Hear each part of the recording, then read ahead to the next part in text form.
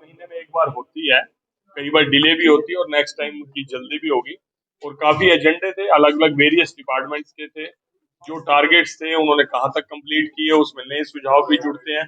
पिछली मीटिंग के भी सुझाव मिनट्स में आए हुए थे। तो बड़ी फ्रूटफुल मीटिंग रही, बड़े अच्छे माहौल में बैठक हुई, बड़ा कंस्ट्रक्टिव काम जो पिछली बार भी मीटिंग में इनके जिम्मे लगाया था, लगभग सबने पूरा प्रयास करके उसको पूरा किया। परेशानी बहुत बड़ी है, करनाल जिले में एक तहसीलदार है। ये लास्ट में ये विषय है, मुझे नहीं पता आप खड़े थे अंदर नहीं खड़े थे, मैंने ये विषय लिया है और मैंने बोला है उनको। एक नीलोखेड़ी के तहसीलदार अभी बाहर में आया तो लोग रजिस्ट्री कराने के लिए दिक्कत में खड़े थे। उन्होंने मुझे बताया, तो उन्होंने कहा भी एक निशानदेही के लिए गए हुए थे, ये था। उन्होंने मेरा डी साहब से बताते मैं पूरी बात कर लूं, एक बार पूरी बात कर लूं, पूरी बात कर लूं, आप मेरा पूरा आपके सवाल का पूरा जवाब आ जाए तो आप नेक्स्ट आए। तो मैंने उनको कहा कि ये प्रॉपर वे नहीं है और तो अभी उन्होंने कहा कि नायब तहसीलदार की ड्यूटी लगा दी, वो भी छुट्टी पे थे। लेकिन कोई ना कोई, मैंने कहा डिस्ट्रिक्ट हेडक्वार्टर पर, क्योंकि मैक्सिमम यहाँ पर तहसील के अंदर काम रहता है, कोई ना कोई रहना चाहिए। ये भी लास्ट में मैंने बात तो 2 तहसीलदारों की गिरफ्तारी हुई और एक तहसीलदार नौकरी छोड़ गए, उसके बाद विजिलेंस के डर से आप नौकरी नहीं करना चाहता। तो ये प्रेशर तो रहना ही चाहिए, ये करप्ट आदमी को तो ये प्रेशर रहना ही चाहिए। 6 महीने से लोग परेशान हो रहे हैं। नहीं, वो अलग बात है, लेकिन ये लोग करप्शन से भी परेशान थे। अब मीडिया के लोग, हम लगातार करप्शन के इश्यूज उठाते थे, परेशान थे। थोड़ा सा ये जिसको कहते हैं ट्रांसफॉर्मेशन वाला पीरियड है, लोगों ने इसको करप्शन को अपना एकाधिकार मान लिया था, कोई डर भय उस बात का कम था, तो डर भय पैदा हुआ है। तो उसमें आप लोगों को मदद, उसमें आपको उसको लेके आपको मदद करनी चाहिए, ये अवेयरनेस करनी चाहिए। अच्छी बात है, करप्ट कोई भी है बख्शा नहीं जाना चाहिए। आपसे पीछे भी सवाल पूछा था, सीएम साहब से भी पूछा था, निकाय मंत्री जी से पूछा था कि 1 साल हो गया लोग परेशान हो रहे हैं। प्रॉपर्टी आईडी के लिए पूरा प्रयास हो रहा है कि सेल्फ असेसमेंट का, मैंने ये बैठक माननीय मुख्यमंत्री जी के साथ करी है कि अगर जिनको प्रॉब्लम्स आ रही है कंपनीज के सर्वे के कारण, गड़बड़ी के कारण, और अप्रूव्ड एरियाज को भी कई बार अनअप्रूव्ड एरिया, ये वेरियस मीटिंग्स के अंदर ये मुद्दा उठाया जा सका। और मैंने अभी सेल्फ असेसमेंट का एक फॉर्म भी अपने साथियों के साथ मिलके उसको क्रिएट किया और मैंने सीएम साहब के सामने रखा है। मुझे लगता है कि जल्दी इसका निराकरण हो जाएगा। करनाल स्मार्ट सिटी है, टॉयलेट बंद पड़े हैं, रैन बसे, स्मार्ट सिटी का नाम दिया जाए। देखिए, स्मार्ट सिटी आपने स्मार्ट सिटी में शुमार हुआ है 82 काम जो स्मार्ट सिटी के तहत सिलेक्ट किए गए थे, 51 काम उसके अंदर कंप्लीट हुए हैं। तो स्मार्ट सिटी में होने में टोटल सिटी तो नगर निगम एरिया में भी है। स्मार्ट सिटी के अंदर कुछ प्रोजेक्ट्स हैं, मैंने आज वो लिस्ट मांगी है। 51 काम जो स्मार्ट सिटी के तहत सिलेक्ट हुए थे और कंप्लीट हो चुके हैं, और जो बैलेंस काम है जो रह गए उसकी भी लिस्ट मांगी है। एक सेकंड आप मिटा जी, ऐसा है तो वो मैंने लिस्ट मांगी, और जो काम अभी इन प्रोग्रेस है वो लिस्ट भी मैंने मांग लिया। स्मार्ट सिटी में जो प्रोजेक्ट लिए गए उनकी स्थिति क्या है, असली आप सब लोगों की टीम को साथ ले जाके उसकी जानकारी लेने का काम है वो करें। हरियाणा में जो है राहुल गांधी की भारत जोड़ो यात्रा शुरू है, केंद्रीय मंत्री ने पत्र जारी किया है, कोविड को लेकर नया वेरिएंट जो है उसको लेकर चिंताएं। देखिए, तो ओवरऑल वर्ल्ड में जो घटनाएं घट रही है उसको लेकर कोई हरियाणा में यात्रा हुई है उसके कारण तो ये हुआ नहीं। ये तो एक आपने देखा कि चाइना की तरफ से कितना चैलेंज है। कल पार्लियामेंट के अंदर मैंने देखा, जब मैंने एंटर किया तो सभी लोगों ने मास्क डाला हुआ था, उसको भी लेके हमने आज इस बैठक के अंदर चर्चा की है कि चैरिटी से हमारे पास 20-22 लाख N95 मास्क आए थे। जब पिछली बार बहुत ज्यादा कोविड फैला हुआ था तो लगभग 10-11 लाख हमने बांटे, अभी भी पड़े हैं। तो मैंने आज मीटिंग के अंदर वो भी ऑफर किया है कि यूएस में एक N95 अच्छी क्वालिटी के हैं, वो आप उसका भी एक प्रोग्राम करके इस तरह देखते हैं। सर यात्रा वो कह रहे हैं कि रोकेंगे नहीं, यात्रा पूरी करेंगे। जो आप नहीं, हम कब कह रहे रोक दें यात्रा, वो उन्होंने सोचना है। और प्रोटोकॉल के ना होनी भी चाहिए, बड़े बुरे हाल में होनी भी चाहिए। इतनी बड़ी गत उनके कारण ही बनी, कुछ तो बेचारे विपक्ष तो थोड़ा बहुत तो रहना ही चाहिए ना, एक तरफा तो वो नहीं, थोड़ा बहुत तो होना ही चाहिए। और ज्यादा मजबूत हो गई तो हम भी भगवान से प्रार्थना करें ज्यादा, वो थोड़े बहुत के लिए कह रहे हैं, आप जानते हैं कोई बात नहीं, खतरे में क्या दिक्कत है। बीजेपी तो 40 साल विपक्ष में रहकर भी आज दुनिया का सबसे बड़ा सिंगल लार्जेस्ट पार्टी ऐसी कि जिसकी सदस्य संख्या पूरी दुनिया में सबसे ज्यादा, कोई दिक्कत नहीं। करनाल रहेगा नहीं रहेगा। बहुत अच्छा आपने बात पूछी। एनसीआर का मुद्दा मैंने पार्लियामेंट के अंदर उठाया, मैंने बात रखी, और मैं आपको जानकारी देना चाहता हूँ, अपने जो मंत्री, केंद्रीय मंत्री हैं पुरी जी, उन्होंने इस बात को नोटिस भी किया। फिर उसके बाद मेरी अलग से उनके साथ बातचीत हुई, तो उन्होंने कहा कि ये एक थोड़ा संशय बना हुआ है, कुछ स्टेट्स उसको 200 किलोमीटर तक लेके जाना चाहते हैं। तो मैंने उनको पूरे विनम्रता के साथ रिक्वेस्ट करते हुए पूरे जोरदार शब्दों में कि मेरी लोकसभा क्षेत्र को यहाँ से अलग किया जाए। तो उन्होंने कहा जल्दी, मेरे को पॉजिटिव साइन लगे उनके बातचीत में। आज से पहले कभी उन्होंने इस तरह पॉजिटिव नहीं कहा था, लेकिन अब पहली बार इस सेशन के अंदर मैंने उनसे व्यक्तिगत मिलकर भी बात की है, तो उन्होंने कहा कोई ना कोई आपका सोल्यूशन टोल निकालेगा। प्लाजा का भी मामला बीच में अटका पड़ा था। टोल प्लाजा का मामला कोई अटका नहीं हुआ। टोल प्लाजा का मुद्दा मैंने 60 किलोमीटर वाला उठाया था, तो उन्होंने जो मूर्थल वाला और बस्ताड़ा वाला उसको 60 किलोमीटर किया।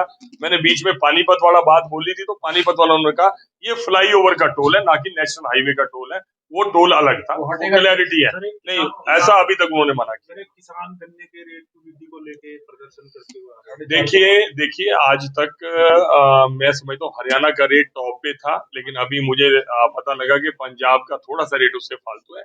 अंडर कंसिडरेशन है, माननीय मुख्यमंत्री जी उसका क्या फैसला करेंगे ये सर, एनसीआर हटता है तब भी उसका नुकसान है, रहता है तब भी नुकसान है। मुझे हटने का कोई आज की डेट में नुकसान नहीं लग रहा। मुझे रहने का नुकसान सबसे ज्यादा लग रहा है कि ऐसे ही एनजीटी की रेस्ट्रिक्शंस हैं, उनकी गाइडलाइंस हैं, उसके कारण मैं समझता हूँ यहाँ लाखों लोग रोजगार करते हैं, तो उसका घर का चूल्हा जलते ही रहना चाहिए। तो अगर एनसीआर हटता है तो मेट्रो तो आएगी या नहीं आएगी? आएगी, 100% आएगी। वो प्रोजेक्ट जो है वो 100% आएगी। भाटिया जी, दावों के बाद भी अवैध कॉलोनियां लगातार पनप रही हैं शहर के अंदर। मैं समझता हूँ ये एक ऐसा कठिन प्रश्न है जो आप कह रहे हैं कि अगर कॉलोनी को तोड़ने के लिए पीला पंजा चलता है तो शोर मचाने वाले भी हम लोग हैं। हम ही बोलते हैं कि ये देखो गरीब का मकान ढा दिया, गरीब का फलाना। उनको रोकने के लिए उनकी रजिस्ट्री रोकती है, उनके पानी की सुविधा नहीं होती, उनकी बिजली, हम ही लोग उसको करते हैं। और जब वो रोकते हैं तो हम कहते हैं मानवीय संवेदना के आधार पर कि चलो हर आदमी का हक है बिजली पानी के ऊपर। रोकने की कार्रवाई होती है तो उसकी भी आलोचना होती है, नहीं हो रही तो आज आपका वो भी प्रश्न है। भाटिया जी, संद में फिर तोड़ दी। आज से पहले जो जितनी कॉलोनियां बनी, जो जिनको अनऑथराइज बोला जाता था, तब हम ही मांग करते थे कि यार इनको ऑथराइज किया जाए।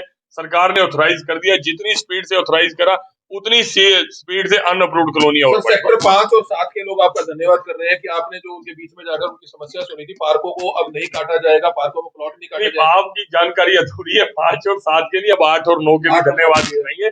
मैंने वो भी मैटर टेकअप करा। माननीय मुख्यमंत्री जी का मैं धन्यवाद करूंगा कि उन्होंने एक फोन कॉल के ऊपर रात को 11:30 बजे, अभी परसों 8 का मैटर मेरे पास आया, तो मैं चंडीगढ़ उनके साथ बैठा, 12:30 से मीटिंग थी, तो 11:30 बजे मैंने ये विषय लिया।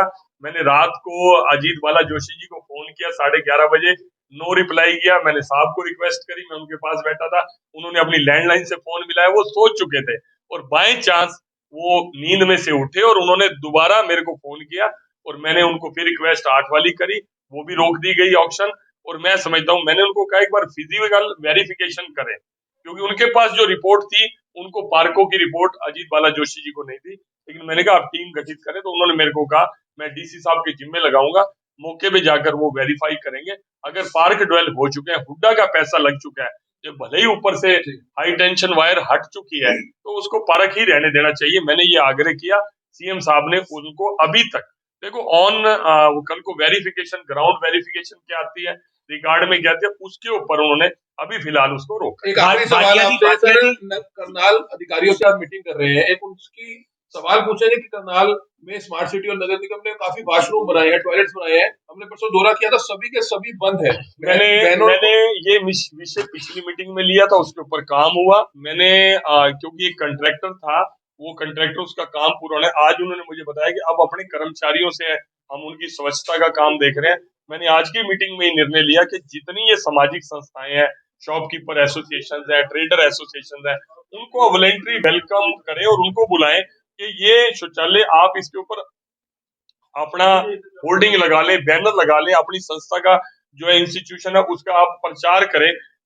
बदले में एक सफाई कर्मचारी को डे टू डे मॉनिटर करें।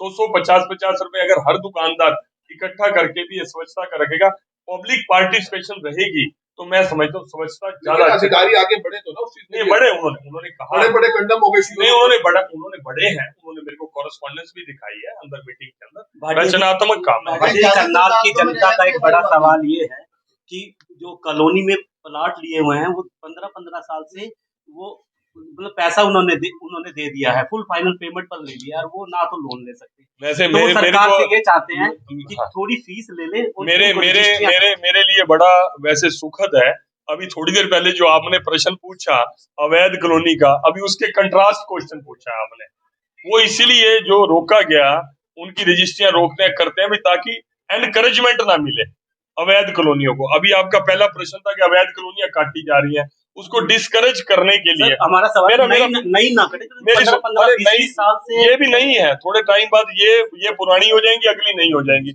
अभी आपने जो कहा कि उसको डिस्करेज करने के लिए रजिस्ट्रियां रोकी जाती हैं, लेकिन जब ये अभी आपने कहा, अभी दूसरा प्रश्न आ गया, तो अभी ये तो समाज के नाते से डिसाइड करना पड़ता है टाइम टू टाइम, क्योंकि हमें भी लगता है गरीब आदमी एक अनअवेयर है। हम बार बार यही करते हैं कि अवैध कॉलोनी में, जब ऑथोराइज कॉलोनियों में भी प्लाट सस्ते हैं तो अनऑथोराइज में प्लाट महंगे लेने की क्या जरूरत है, झगड़े का क्या। तो कांग्रेस ही कह रहे हैं कि राहुल गांधी की भारत जोड़ो यात्रा खत्म होगी, उसके बाद वो पीएम बनेंगे। तो बढ़िया, उनको अच्छी बात है, सपने देखने का सबका राइट है, तो अच्छी बात है, तो बुरी बात थोड़ी है, मौका और चाहिए भी सही उनको, कोई हम मना थोड़ी कर रहे हैं। हम क्या चाहिए उनको? तो चाहिए, और राहुल गांधी को कैंडिडेट बनाए, हमें कोई दिक्कत नहीं है। राहुल गांधी जब तक कैंडिडेट रहेंगे कोई दिक्कत वाली बात नहीं है। तो खाता नहीं खुलेगा। ये तो आपको खुद को ही पता है। मैंने तस्वीर हरियाणा के करनाल की दिखा रहे हैं, जहां घंटों मीटिंग चलती है बड़े अधिकारियों के साथ। सांसद संजय भाटिया ने उनकी मीटिंग ली और विकास कार्यों को लेकर महत्वपूर्ण मीटिंग रखी कि विकास कार्य जो रुके हुए हैं किस कारण से रुके हुए हैं, तमाम बातें अधिकारियों से जुड़ी। और आज जब हमने उनसे पूछा अवैध कॉलोनियों को लेकर या स्मार्ट सिटी को लेकर, तो उनका कहना था कि जल्द ही जल्द जो स्मार्ट सिटी है उसमें जो विकास कार्य किसी कारण से रुके हुए हैं उनको भी सुचारू रूप से शुरू करवा दिया जाएगा। तस्वीर हरियाणा के करनाल की थी, पल पल की अपडेट भी, खबर को भी लाइक और शेयर जरूर करते रहिएगा।